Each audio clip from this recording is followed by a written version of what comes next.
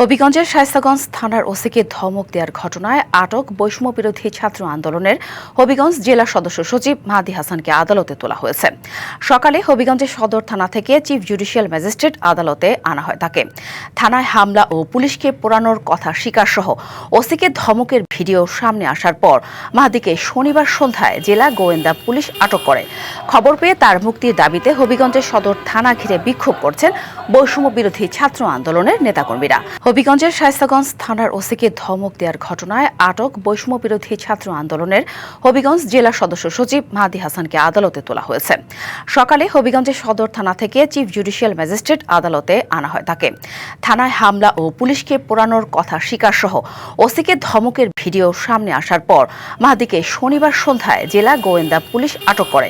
খবর পেয়ে তার মুক্তির দাবিতে হবিগঞ্জের সদর থানা ঘিরে বিক্ষোভ করছেন বৈষম্য বিরোধী ছাত্র আন্দোলনের নেতাকর্মীরা। এ বিষয়ে আরো জানাতে আমাদের সাথে সরাসরি যুক্ত হয়েছেন সহকর্মী সনি আহমেদ। কথা বলবো তার সাথে। সনি, ইতিমধ্যে তো মাহদি হাসানকে আদালতে তোলা হয়েছে, এ নিয়ে সর্বশেষ আর কি তথ্য আছে আপনার কাছে জানাবেন? গত শুক্রবার শায়েস্তাগঞ্জ থানায় সরকারি কাজে বাধা প্রদান এবং হুমকির অভিযোগে মাহদি হাসানকে শুক্রবার অর্থাৎ শনিবার রাতেই শায়েস্তানগরের একটি বাসা থেকে তাকে আটক করা হয়। পরবর্তীতে তাকে হবিগঞ্জ সদর থানায় নিয়ে আসা হয়। এই সরকারি কাজে বাধা প্রদান এবং হুমকি দেওয়ার অভিযোগে তাকে গ্রেপ্তার দেখিয়ে আজ সকাল 7:20 হবিগঞ্জের জুডিশিয়াল ম্যাজিস্ট্রেট আদালত আব্দুল মান্নানের আদালতে আনা হয়েছে। কিছুক্ষণের ভিতরেই আদালতের যে কার্যক্রম সেটি শুরু হবে। আমরা কথা বলবো হবিগঞ্জের সিনিয়র আইনজীবী আব্দুল মজিদের সঙ্গে, যে আদালতে ইতিমধ্যে আনা হয়েছে মাহদি হাসানকে। আসলে তাকে যে মামলা গ্রেপ্তার দেখানো হয়েছে সেটা জামিনযোগ্য কিনা, বা আদালতের কার্যক্রম কখন নাগাদ শুরু হতে পারে, বা এখন কার্যক্রমটা কি? ধন্যবাদ। মাহদি হাসানকে যে মামলায় গ্রেপ্তার দেখানো হয়েছে সেটা হলো শায়েস্তাগঞ্জ থানার মামলা নম্বর 1/2024 এবং ধারালিগে 143, 186, 189 এবং 34 ধারা। এই ধারাগুলো হলো সরকারি কর্মচারীকে তার কার্যক্রমে বাধা প্রদান করা এবং তাকে সরকারি কোনো কর্মচারীকে হুমকি প্রদান করা। এই 4টা ধারাই বেলেবল সেকশন। এবং আমরা 7:15 দিকে হবিগঞ্জ সদর থানা পুলিশ মাহদি হাসানকে হবিগঞ্জের আদালতে নিয়ে আসেন এবং আমরা যথারীতি তার জামিন আবেদন করেছি। আমাদের সিনিয়র আইনজীবী চৌধুরী আশরাফুল বারী নোমান, আব্দুল মালেক এবং ধন্যবাদ। আসলে আপনারা জানছিলেন যে শায়েস্তাগঞ্জ থানার একটি মামলায় তাকে গ্রেপ্তার দেখানো হয়েছে, আদালতে তোলা হয়েছে। তার যে সহকর্মীরা আছেন তারা প্রত্যাশা করেছেন আদালতে তারা ন্যায় বিচার পাবেন এবং জামিনে মাহদি হাসান মুক্তি পাবে। তো এই ছিল আদালত থেকে মাহদি হাসানের জামিন শুনানির সবশেষ তথ্য। ধন্যবাদ সনি। নাটোরে জীবন রক্ষাকারী ওষুধ ব্যবসার আড়ালে চলছে প্যাথিডিন ইনজেকশন, মরফিন ট্যাবলেট সহ বিভিন্ন মাদকের ব্যবসা। এসব ওষুধ সিভিল সার্জন অফিসের অনুমোদন ও ডাক্তারের ব্যবস্থাপত্র ছাড়া বেচাকেনা নিষিদ্ধ থাকলেও ফার্মেসির আড়ালে তা চলছে অবাধে। এতে সহজে জড়াচ্ছে যুব সমাজ, বাড়ছে চুরি, ছিনতাই সহ নানা অসামাজিক কার্যকলাপ। নাটোর আধুনিক সদর হাসপাতালের সামনের সড়কের নাহার ফার্মেসি, এর স্বত্বাধিকারী শহীদুল ইসলাম পিন্টু। তার ভাই নাটোর আওয়ামী লীগ নেতা ও সাবেক পৌর কাউন্সিলর। ভাইয়ের আশীর্বাদে পেয়ে যান খুচরা পর্যায়ে প্যাথিডিন ইনজেকশন বিক্রির লাইসেন্স। আওয়ামী লীগের পতনের পর নাহার ফার্মেসিতে ওষুধ কেনাবেচা বন্ধ, তবে অবাধে চলছে প্যাথিডিন নামক মাদক বিক্রি। অভিযোগ রয়েছে মাদকদ্রব্য নিয়ন্ত্রণ অফিসের কর্মকর্তাদের যোগসাজশেই চলছে এই কাজ। শুধু নাহার ফার্মেসি নয়, বেশিরভাগ ফার্মেসিতে মাদকদ্রব্য নিয়ন্ত্রণ অফিসের কর্মকর্তাদের যোগসাজশে চলে এই ব্যবসা। আর ব্যবস্থাপত্র ছাড়া প্যাথিডিন বিক্রির কথা অকপটে স্বীকার করেন ফার্মেসি মালিকরা।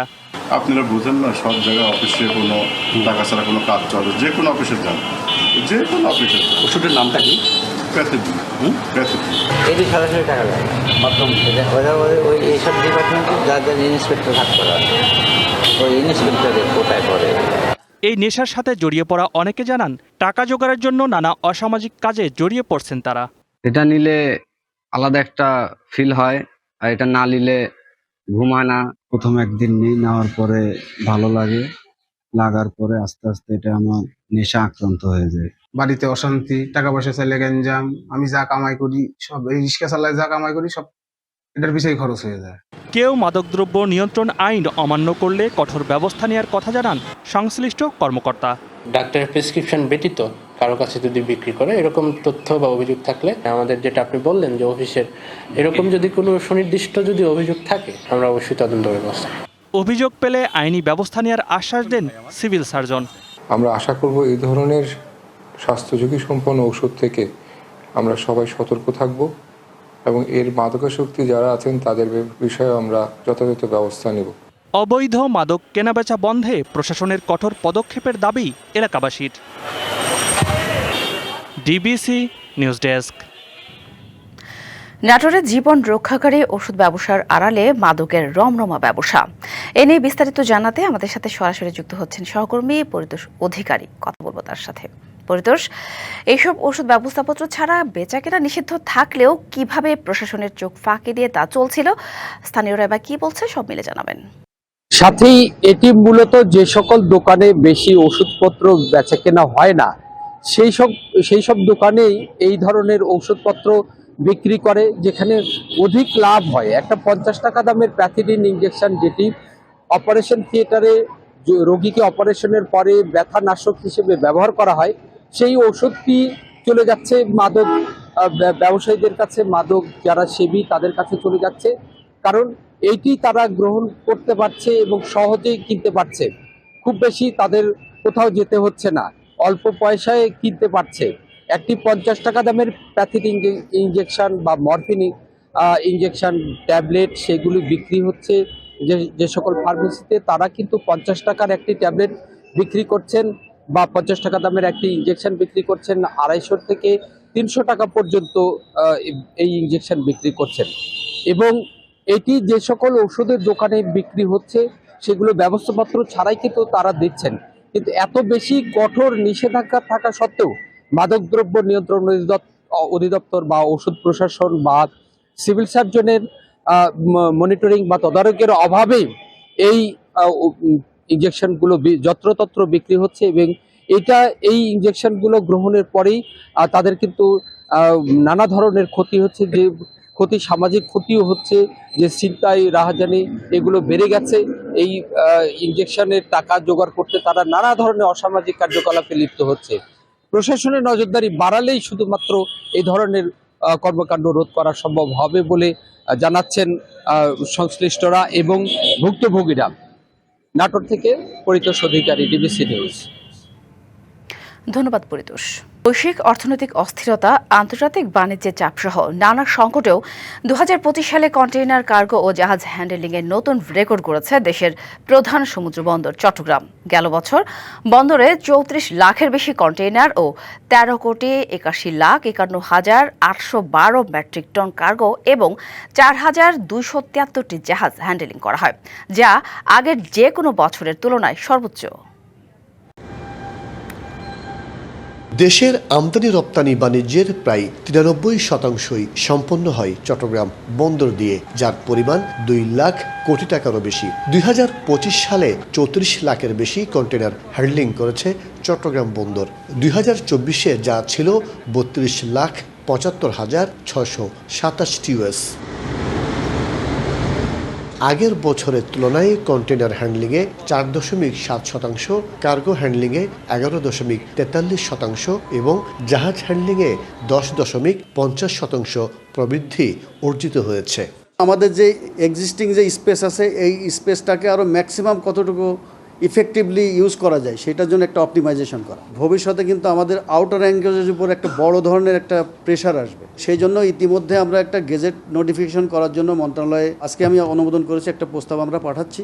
2025 সালে বন্দরের রাজস্ব আয় হয়েছে 5,460 কোটি 18 লাখ টাকা, যা 2024-এর তুলনায় 7.55% বেশি। একই বছর সরকারকে 1,804 কোটি 47 লাখ টাকা রাজস্ব দিয়েছে বন্দর।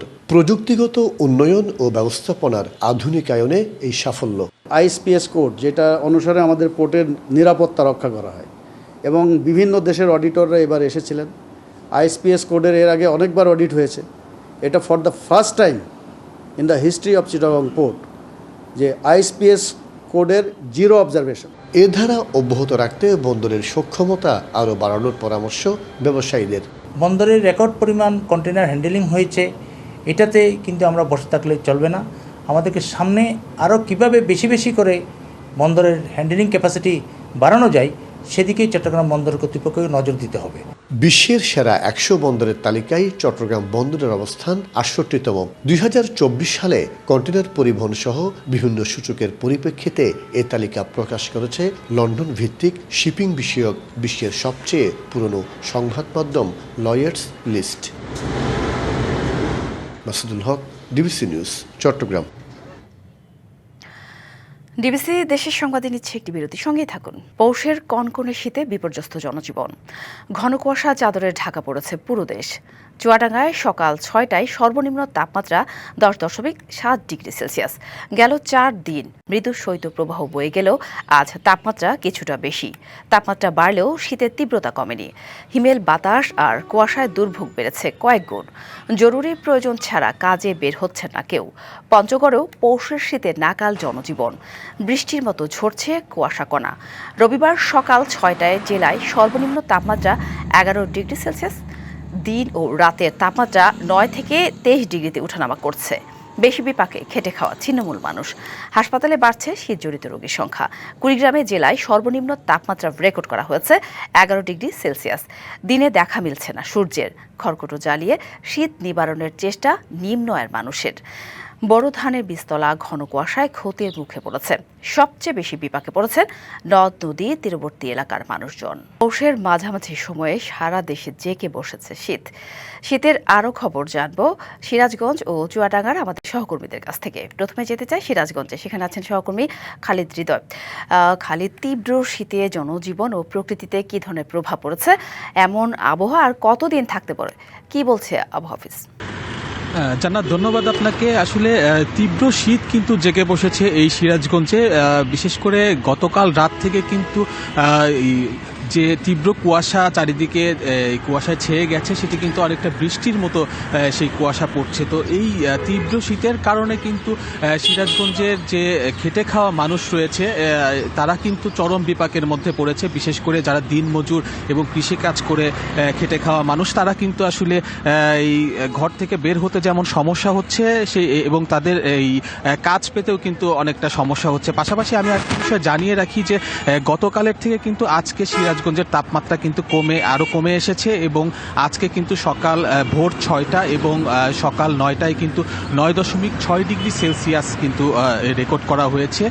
তো সেই সাথে যে কুয়াশার যে তীব্রতা, সেটি কিন্তু আমরা গতকাল রাত থেকে দেখছি যে অনেকটা বৃষ্টির মতো কিন্তু কুয়াশা পড়ছে, যার ফলে কিন্তু মানুষ কিন্তু প্রয়োজন ছাড়া ঘর থেকে বের হচ্ছে না।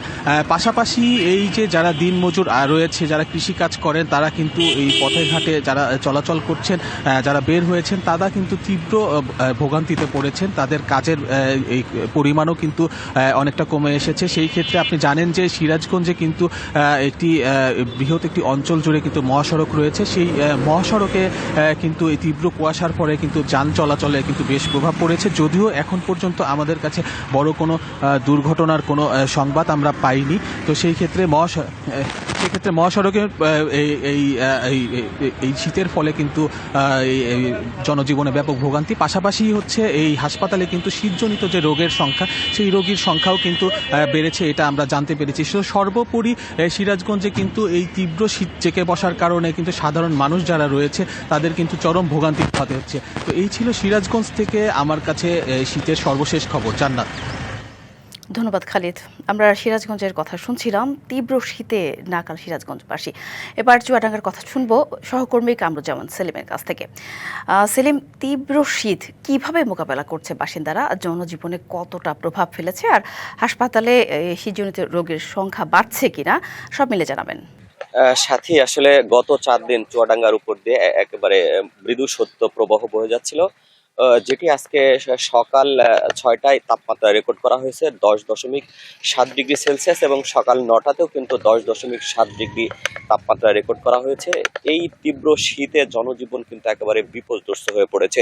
আমরা দেখেছি রাত থেকে কিন্তু চারিদিকে ঘন কুয়াশায় ঢেকে পড়েছে এবং ভোর থেকে কিন্তু যে কুয়াশা পড়ছে, একেবারে বৃষ্টির মতো কুয়াশা পড়ছে। চারিদিকে কিন্তু রাস্তাঘাট একেবারে ভিজে গেছে। আমরা কিন্তু সকাল থেকে বিভিন্ন এলাকায় ঘুরে দেখেছি, সেখানে কিন্তু যারা ছিন্নমূল মানুষ রয়েছে এরা কিন্তু সবচেয়ে বেশি ভোগান্তি রয়েছে। পাশাপাশি যারা খেটে খাই দিনমজুর যারা রয়েছে তাদেরও কিন্তু বেশ সমস্যা পোহাতে হচ্ছে।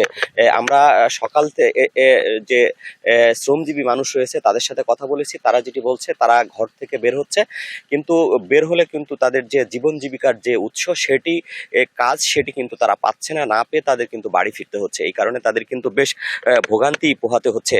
আপনি হাসপাতালের চিত্র যেটি শুনতে চাচ্ছিলেন, হাসপাতালের চিত্র কিন্তু ভয়াবহ।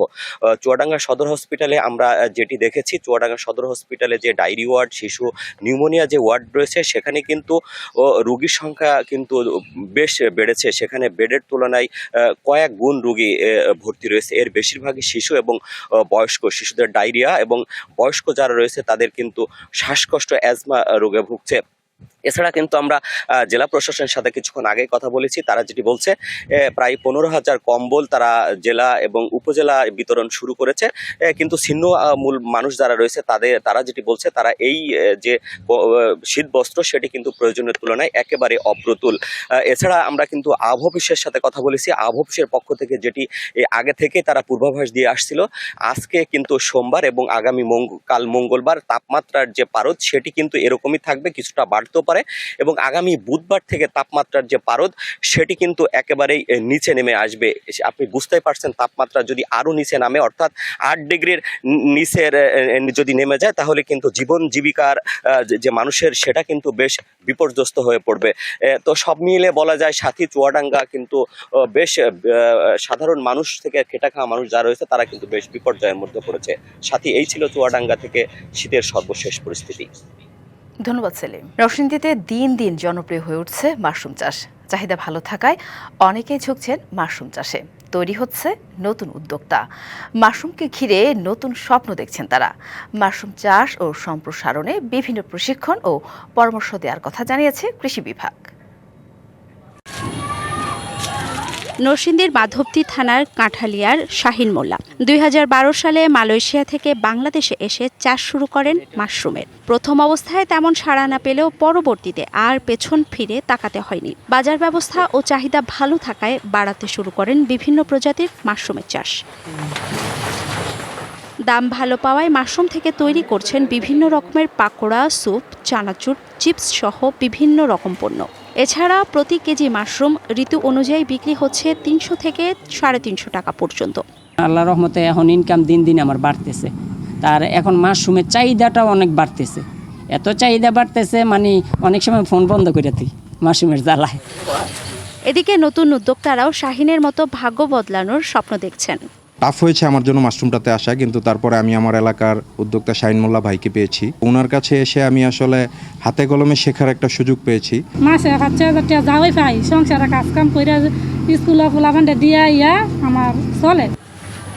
নতুন উদ্যোক্তাদের উদ্বুদ্ধকরণের পাশাপাশি এর চাষ ও সম্প্রসারণে বিভিন্ন প্রশিক্ষণ দেওয়ার কথা জানিয়েছে কৃষি বিভাগ।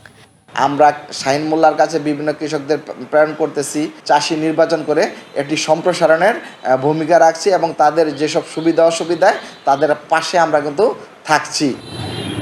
নতুন উদ্যোক্তা তৈরির মাধ্যমে ঔষধি গুণ সমৃদ্ধ মাশরুম চাষ বৃদ্ধিতে সরকারের সহায়তা চেয়েছেন সংশ্লিষ্টরা। DBC news desk. ডিবিসি সারা বাংলা এ ছিল এখনকার মতো। ডিবিসি নিউজের সংবাদগুলো পড়তে ভিজিট করুন dbcnews.tv আর ভিজিট করুন ডিবিসির ফেসবুক পেজ এবং ইউটিউব চ্যানেল। ডিবিসির সঙ্গেই থাকুন।